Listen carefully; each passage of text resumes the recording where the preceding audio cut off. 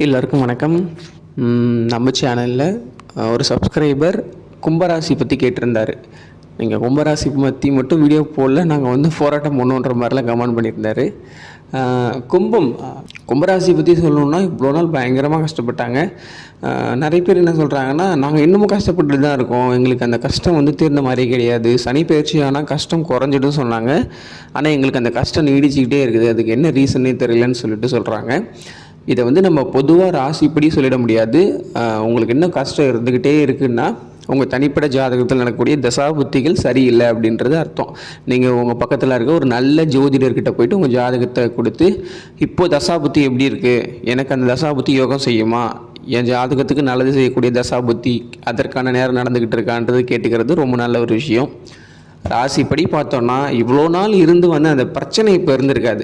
நல்லது நடக்கலைன்றது தான் எல்லாருடைய கேள்வியாக இருக்குது. அதுக்காக கெட்டது நடக்குதுன்னு நம்ம சொல்லிட முடியாது இல்லையா? நல்லது நடக்காமல் இருக்கிறத விட கெட்டது நடக்காமல் இருக்கிறது எவ்வளோ மேல் இல்லையா? அதனால் நல்லது கொஞ்சம் கொஞ்சமாக நடக்கும். இப்போது அடுத்த வருஷம் கூட சொல்லிட முடியாது. 2027 ஒரு சனி பயிற்சி வரும். அந்த சனி பயிற்சி ரொம்ப சூப்பராக தானே இருக்க போகுது உங்களுக்கு. ஏன்னா 3ஆம் இடத்துக்கு சனி வராரு. அந்த 2.5 வருஷமும் நீங்கள் கொடுத்து வச்சவங்களா தானே இருப்பீங்க.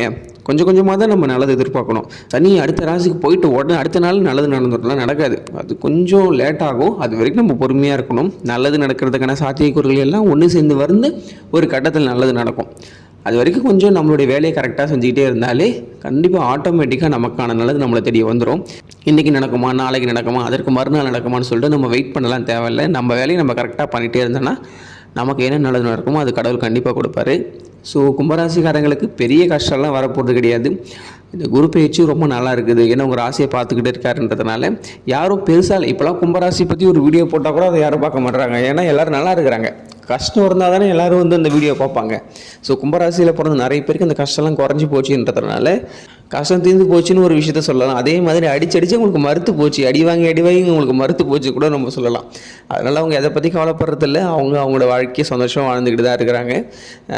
கும்பராசிக்கு பெருசாக பிரச்சனை இல்லை. பிரச்சனை இருந்தால் தானே நான் இது பண்ணாதீங்க அதை பண்ணாதீங்க நம்ம சொல்ல முடியும். அந்த அளவுக்குலாம் ஒன்றும் இல்லை. பாத சனி தான் நடந்துகிட்டு இருக்குது. 7.5 சனி கம்ப்ளீட்டாக நம்மளை விட்டு போக போகுது. அந்த எஜ்ஜில் நம்ம இப்போ வந்து இருக்கோன்றதுனால கும்பராசிக்கு கண்டிப்பாக நல்லதுகள் நடக்க ஆரம்பிக்கும். கொஞ்சம் காத்திருக்கவும். இதில் ஆடியோவாக நான் கும்பராசி பற்றி சும்மா சில விஷயங்கள் சொல்லியிருக்கேன்.